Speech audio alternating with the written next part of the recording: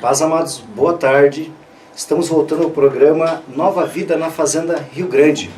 E hoje nós vamos conversar sobre uma palavra que está na Bíblia, lá em Êxodo 19, versículo 5. Êxodo 19, versículo 5. O tema de hoje que nós vamos tratar é sobre uma linguagem que a Bíblia ensina, uma linguagem da qual a Bíblia fala, que nós vamos aqui chamar de linguagem de reis. Então, no Êxodo 19, 5, está escrito: agora, se ouvirdes a minha voz, se ouvirdes a minha linguagem, se entenderdes as minhas palavras, se ouvirem, se compreenderem a minha linguagem, e obedecerdes a minha aliança, sereis como meu tesouro pessoal dentre todas as nações. Ainda que toda a terra seja minha propriedade, vós sereis especiais para mim. Sereis um reino de sacerdotes e uma nação santa. Estas são as palavras que dirás aos filhos de Israel. Então aqui nessa palavra em Êxodo, Deus está dizendo que tem duas condições aqui para que ele torne um povo especial, uma nação separada dentre todos os povos. Ele está falando de Israel, mas também está falando de todos aqueles que ouvem essa palavra, entendem essa linguagem e, através de Jesus Cristo, têm uma aliança com Deus. Então, quais são as características dessa linguagem que nós vimos aqui que ela existe? E Jesus uma vez disse, para os judeus: vocês são incapazes de ouvir a minha linguagem, de entender a minha linguagem. Mas afinal de contas, que linguagem é essa? É uma linguagem só para Israel entender? Só para algumas pessoas? Por que os judeus, que eram de Israel, não entendiam?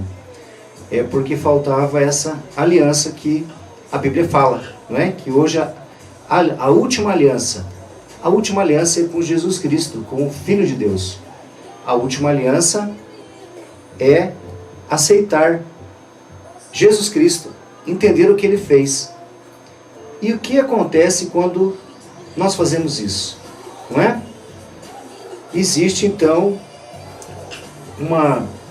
sobrenaturalmente, nós acessamos uma nova linguagem, uma nova palavra.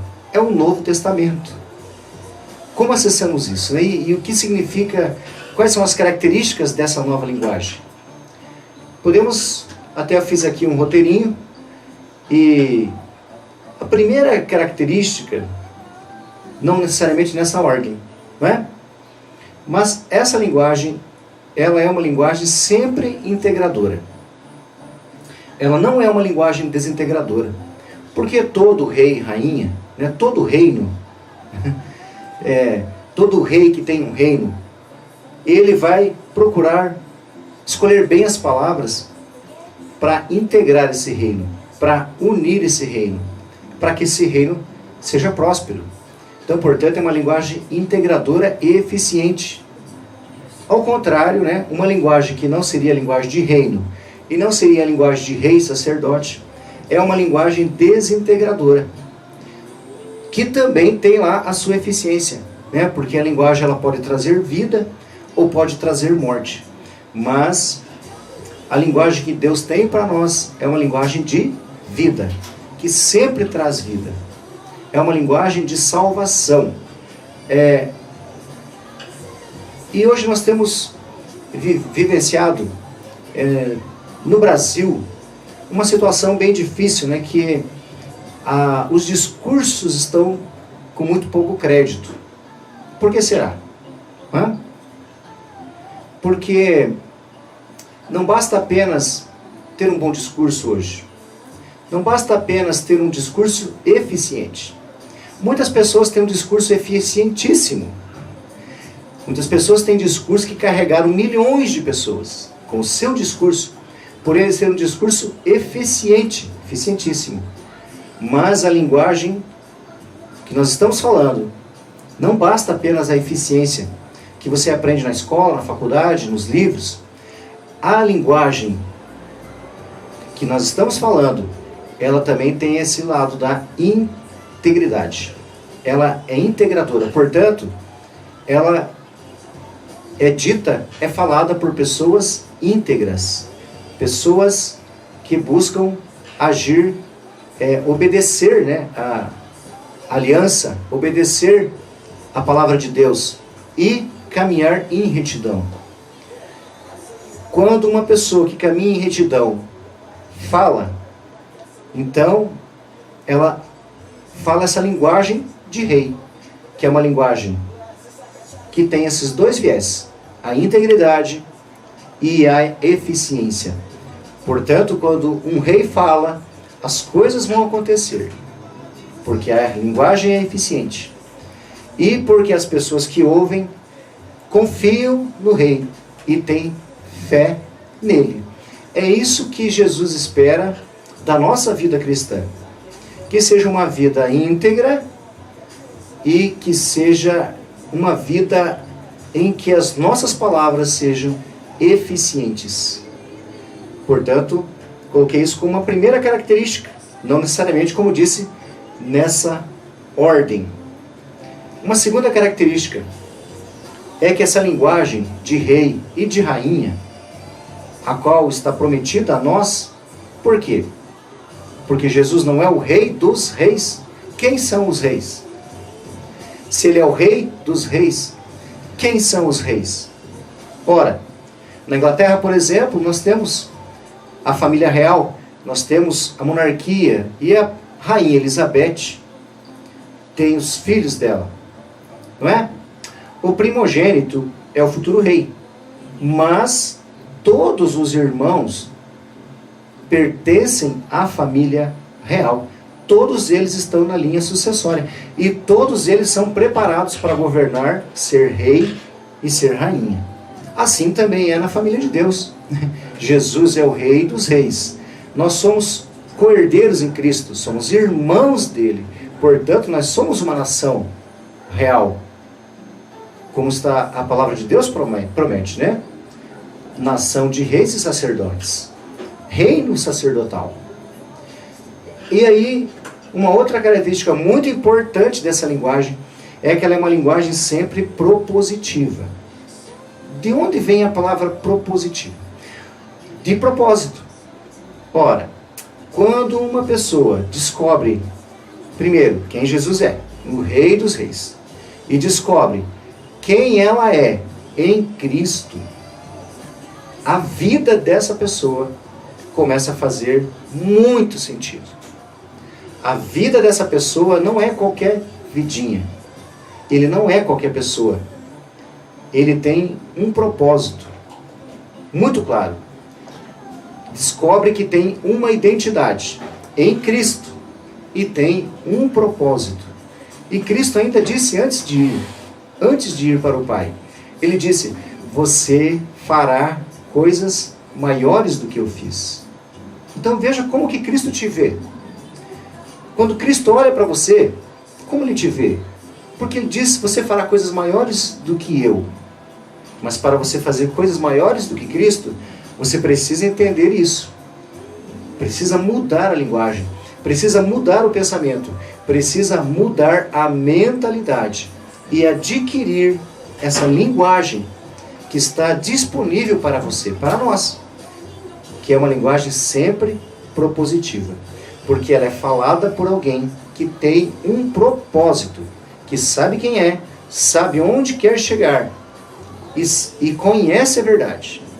E conhece o caminho, a verdade e a vida.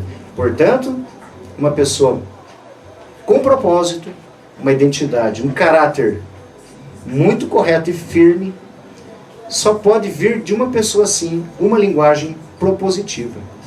Não uma linguagem de murmuração, uma linguagem de reclamação, porque quando nós murmuramos e reclamamos, é porque nós esquecemos quem somos, esquecemos onde estamos, esquecemos qual é o nosso propósito e o que Deus espera de nós, a esperança que Deus tem em nós. E nós esquecemos principalmente quem Ele é, quem Jesus é e o que Ele fez por nós. Quando nos afastamos dele, também nos afastamos dessa linguagem propositiva. E a nossa linguagem começa a ficar despropositiva. Ela começa a ficar negativa, pessimista, sem esperança. É uma linguagem de desespero, sem esperança. Mas quando nos aproximamos do propósito, assumimos essa linguagem, é uma linguagem propositiva, que muda as circunstâncias. Ela muda as circunstâncias. Ela traz solução para os problemas. Ela aponta caminho. Onde há trevas, traz luz. Ela determina as coisas. Ela enfrenta a doença, derrota a doença, manda embora a doença, pois é uma linguagem de governo. É uma linguagem que move céus e terra. É uma linguagem que move o material e o espiritual. Portanto, uma linguagem propositiva. Uma outra característica dessa linguagem. Quando nós começamos a entender, a ouvir e falar essa linguagem, entendendo quem somos em Cristo, essa linguagem é uma linguagem oportunizadora. Oportunizadora. Porque quando começamos a falar essa linguagem, nós não dependemos mais de sorte e nem de coincidência. Porque quem depende de sorte e de coincidência não depende da providência divina. Ou existe sorte, ou existe coincidência, ou existe providência divina. Ou seja, se Deus existe, portanto, Deus governa tudo que existe. Existe um governo. E nós, quando falamos a linguagem desse governo e entendemos, essa linguagem é uma linguagem oportunizadora. Ela vai abrir portas. Ela vai mostrar caminhos. Você não depende de sorte na tua vida. Você depende de crer que a oportunidade já está preparada para você. Porque Deus governa. Ele já tem oportunidade, já colocou lá na sua frente, do teu caminho, as oportunidades. Elas estão vindo ao teu encontro. Mas você precisa, então, estar preparado para você aproveitar essas oportunidades. Para você não desperdiçar. O gaúcho que fala, né? E quando eu falo gaúcho, também entendemos que o gaúcho também é paranaense. Porque toda a região sul aqui pertencia aos gaúchos. Inclusive no Paraná. Nós do sul aqui, que temos uma cultura gaúcha, temos alguns pensamentos e alguns ditados interessantes. Um deles é que, por exemplo, o gaúcho fala, cavalo arriado só passa uma vez na vida. Ou você pega, ou você não pega. Então, a mesma coisa nós na nossa vida cristã. Nós temos que estar preparados. O tempo todo preparados, porque a oportunidade vai bater a nossa porta, porque Deus providencia. Não é sorte, Deus está providenciando. A gente faz a nossa parte, se prepara, e a oportunidade está logo ali. As portas já estão se abrindo, porque é assim que é assim que funciona o reino, e é assim que as coisas funcionam para aqueles que são reis e sacerdotes. Eles falam essa linguagem, a linguagem da oportunidade. Portanto, eles abrem a oportunidade para os outros, abrem portas para os outros, mas também, consequentemente, as portas estão se abrindo para ele mesmo. Eu queria agora, antes de terminar esse bloco, falar de mais uma característica dessa linguagem. Ela é uma linguagem superadora, de superação. Eu quero lembrar aqui que existiu na Inglaterra um rei que não tinha se preparado suficientemente para ser rei. Porque, na verdade, o irmão dele era o rei e ele era o segundo na linha sucessória. Acontece que o irmão desistiu do propósito. desistiu de ser rei. E aí a coroa veio sobre a cabeça desse rei inglês. E esse rei inglês, quando viu que ia assumir o reino, ele aceitou.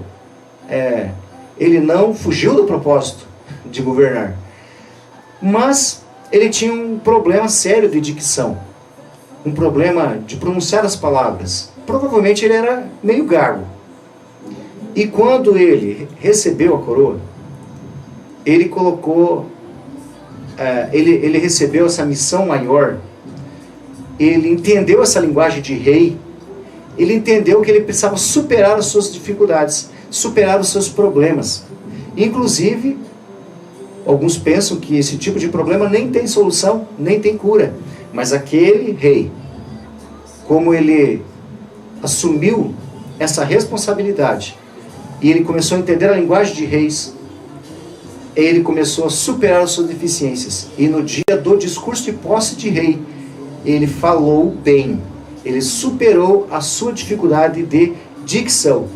Então, essa linguagem, ela nos leva à superação, porque ela nos leva para lugares mais altos. E quanto mais alto você sobe na montanha, mais amplia a tua visão. Mas para você chegar no alto da montanha, você precisa superar um monte de dificuldades. Agora, quando você sabe quem você é em Cristo Jesus, quando você entende essa linguagem, você vai superar as suas dificuldades. Você vai superar todas as tuas dificuldades. Mas quando o nosso propósito é pequeno, ou nós estamos fora do propósito, ou nem sabemos qual é o nosso propósito, nós não superamos dificuldades. Nós nos acomodamos a elas. Nós nos conformamos com os nossos defeitos, as nossas dificuldades. E não é isso que Deus tem para você. Deus te olha como rei e sacerdote. Ele quer te levar para lugares mais altos e quer que você enxergue isso. E aí sim você vai entender o que ele está falando. Qual a linguagem dele. E você vai adquirir essa linguagem. E na sua mente você vai entender que precisa superar. Precisa se superar. Precisa deixar para trás os pequenos problemas. Precisa deixar para trás o pecado. Precisa deixar para trás as coisas que te impedem de superar e realizar o teu propósito e cumprir a tua missão e se sentir realizado, em paz, com a verdadeira alegria. E como Jesus disse, coisas maiores do que eu, vocês farão. Então, até aqui eu falei de 5 características de uma linguagem de rei. Daqui a pouco nós retornamos e eu quero falar das 5 outras características na segunda parte do programa, antes do encerramento. Então agora nós vamos ouvir mais um louvor e daqui a pouco nós voltamos. Amém?